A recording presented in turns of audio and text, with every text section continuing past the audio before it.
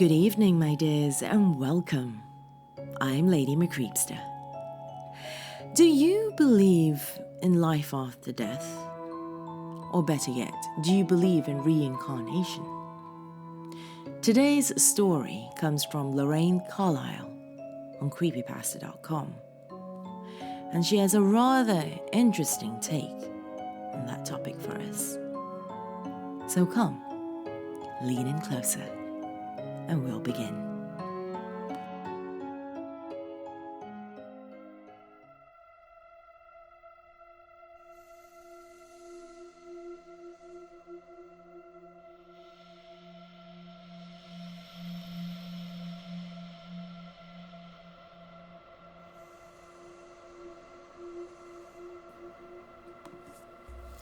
Don't you wish you wouldn't have done that? An unfamiliar voice asked me. I rose my head, but I was blindfolded. I tried to move my hand, my leg, my finger, anything at this point, but it seemed that I was completely paralyzed. Victoria, the creature, I hardly believe it is human, whispered in my ear. Why? Please, I cried. I don't know what I've done. Where am I? What do you want? I heard a loud knock on the door, and I could sense the creature got a little nervous. I will come for you. I heard another knock, and then my body started to shake. Vicky, wake up. I heard my mother's voice. You need to get ready for school. I looked around. I was in my room again. I was able to move. I was able to see. Everything was back to normal. Even though I knew I just had a bad dream, I couldn't stop tears running down my face as soon as my mother turned her back. I was always superstitious, and I always believed that there is a meaning behind every action, every fear, and every dream. I believed in karma and in life after death. So I couldn't let go of the fact it was just a dream, because I felt in my bones that there has to be something behind it. Maybe nothing paranormal or supernatural, just something in my subconscious that is bothering me. After I'd had breakfast and left for school, I didn't worry as much as I did earlier. I met my friend Lisa, and we walked together to our classes. We talked a little about what we did over the weekend. I, as usual, stayed at home, learning for the upcoming exams. We separated in the school hallway soon after the bell rang, and as I was going down the hallway to my classroom, I noticed that I was completely alone. I turned around to double check, and there was no one to be seen. Nothing unusual. I was already a bit late for class, but being alone after having such a terrible dream made me panic. I started running and quickly reached for the door handle before the teacher shut the door. How many times do I have to tell you this? Mrs. Lovegood started. When the bell rings, you have to be behind your desk and not on your way to the classroom. I'm sorry. I sincerely apologized and sat behind my desk. I was always a good student, sometimes maybe a bit late, but I oddly have had a lot of nightmares lately, which is one of the reasons I oversleep occasionally. Well, the nightmares I have had are nothing like the one I had this morning. This one seemed real. I was half asleep during this lesson and I couldn't concentrate, so I leaned my head on the wall slightly and looked out of the window to my left. Children were carelessly playing around outside in the playground, all except for one. He seemed to be pointing at something, without any particular expression. No fear, no excitement, no happiness, nothing. As if he was just a body without a soul. I turned my head back to my teacher to make quick eye contact, to make her believe that I was listening to the words she was saying. And then I looked back at the strange kid outside in the playground. He was still pointing his finger up, almost to our classroom window, but our eyes didn't meet. So I was guessing it's something behind the wall that I can't see. A huge spider, maybe? Thousands of spiders? I leaned forward and followed the stare of this boy. No, no, no! I yelled, jumping, grabbing my bag and running out the classroom down the hallway, and I only stopped at the front door. I saw a body. Not a human body though, a lot slimmer and awkward looking and kind of sleazy, holding onto the wall with its long nails and with mucus dripping from its body. His face was grey without a visible nose, with two small jet-black eyes and a wide opened mouth that was filled with even more mucus or something alike. Even though in my dreams I didn't see the creature who was talking to me, I just knew that that was him. He came for me, like he promised. I saw the teacher running towards me and I didn't know whether to hide or stay, tell the truth or just make something up. No one would believe me either way.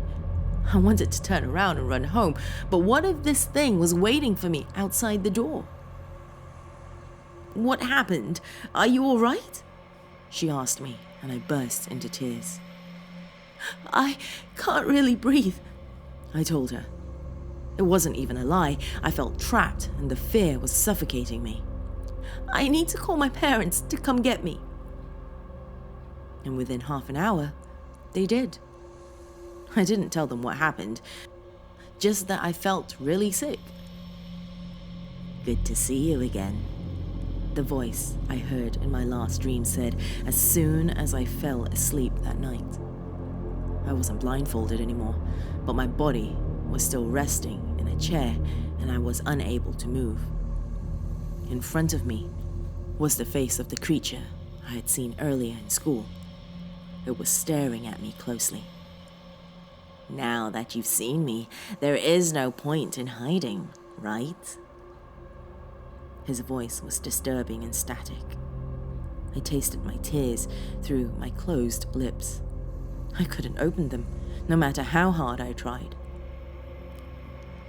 "Now, I just want to know why," he said, with a mad smile on his face. But he wasn't happy at all, I could tell. Not even hurting me would satisfy him enough. But to him, it was better than nothing. "No, that's not true. I also want to know why, but the ending is going to be the same either way.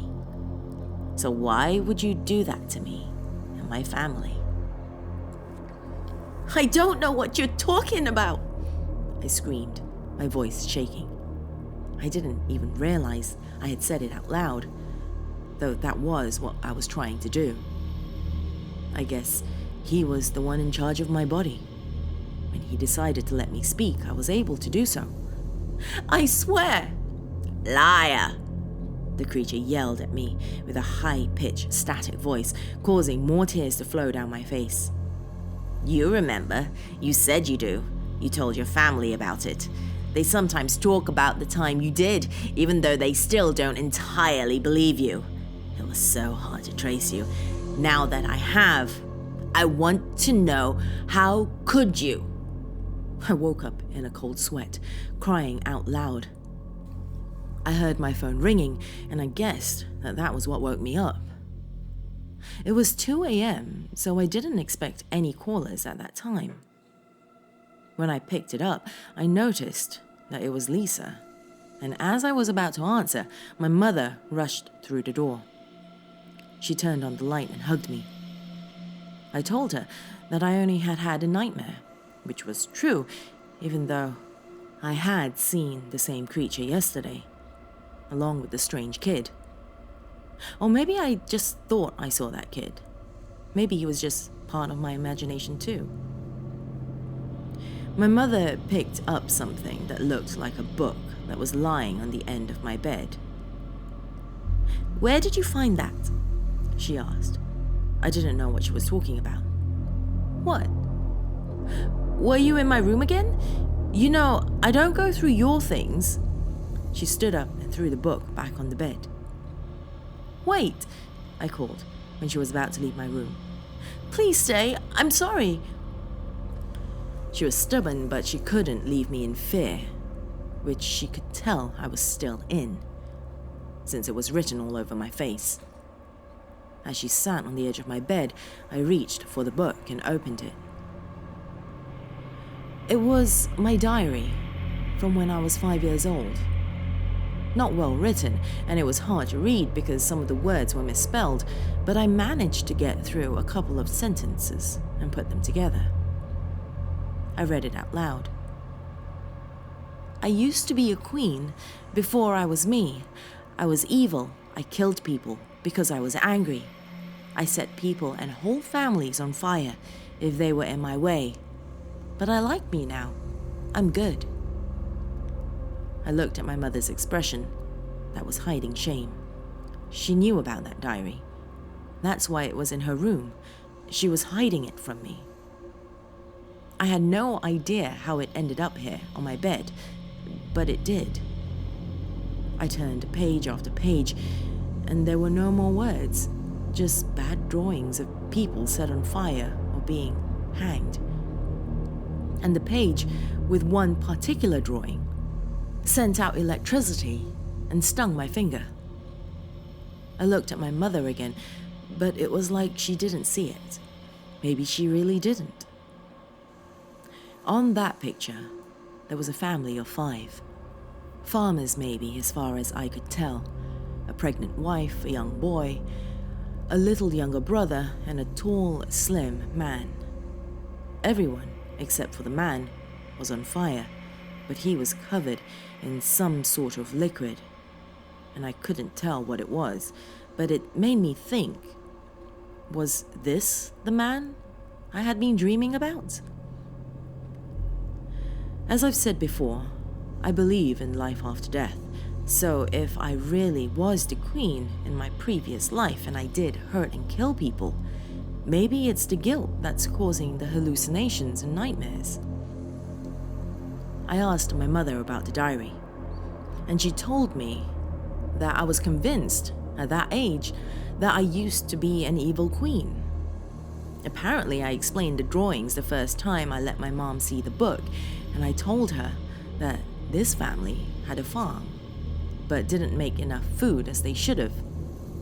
At first, I gave them some more time, but because most of the food they brought was rotten, there wasn't enough, as much as the city needed. So, I decided to get rid of them. I had people do the dirty work for me, so they set their house on fire at night. The man escaped, and the next day he found his wife and children outside the house as well, but they were all dead.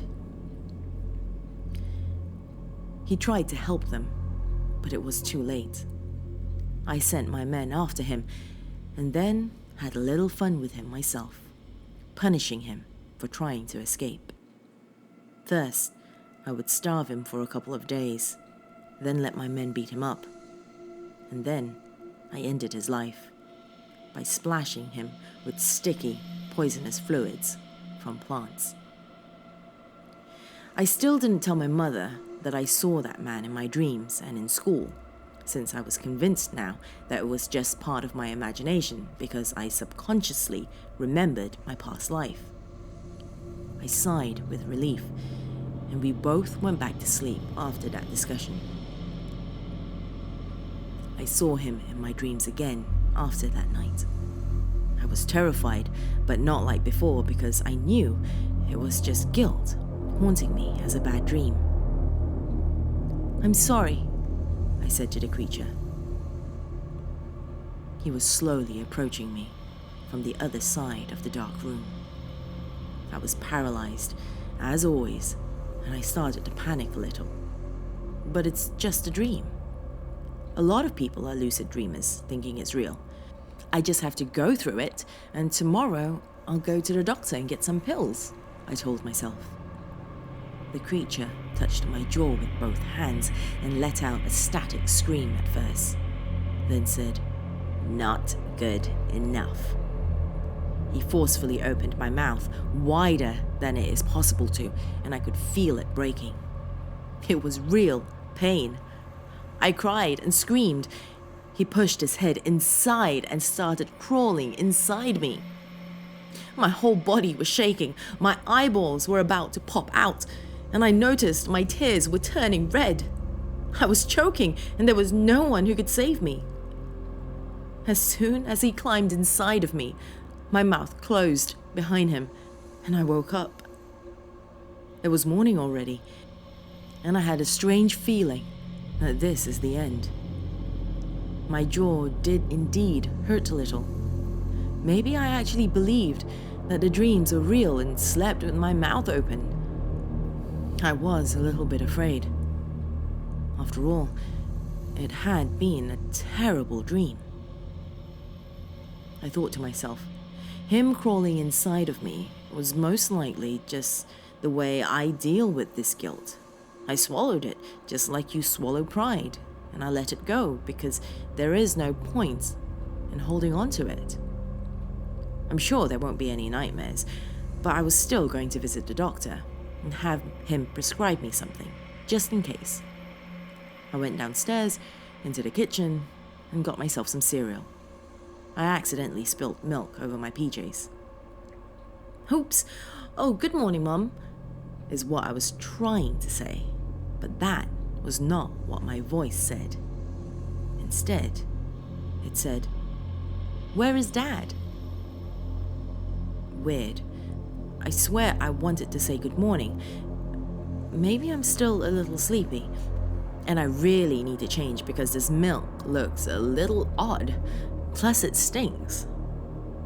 "He's still in bed. Morning, sweetie," she said, giving me a kiss on the forehead. I went over to the counter to get a towel so that I could get rid of the milk on my skin, but I grabbed the matches that my mother kept on the shelf together with the cigarettes.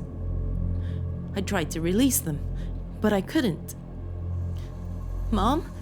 I said, but nothing came out of me. "Mom, help!" Nothing. No words spoken. I ran, still in my PJs, to the garage and grabbed the gasoline. No.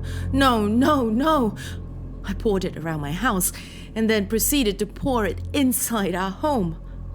My mother didn't turn around, even though I begged her. She was in the living room reading a newspaper. I put some more gasoline in the room where my dad was sleeping, crying, well, at least in my mind, but I could feel my muscles hurt from smiling. And then I heard my mother yell out at me. "Victoria, do you smell gasoline?" "No, Mom," is what came out of my mouth after I left the staircase. I ran outside and struck the match and threw it into a puddle of gasoline. Just like that. "Enjoy the show," I said to myself as the flames caught the house. I heard a scream just a little after I started running to the nearest park away from the house and the people I wanted to save. I ended up under a bridge on my own. "Don't save me," I wanted to say to the creature, now that he took everything in this world that I loved. But I wasn't in charge of my body anymore.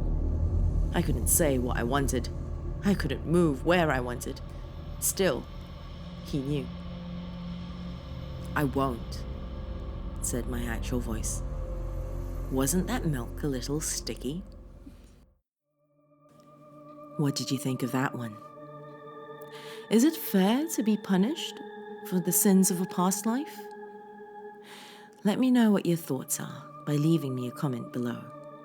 If you like this story, remember to hit that thumbs up button and also click subscribe if you haven't done so already. That's all I have for you this evening, but make sure you come back soon. Till then, farewell.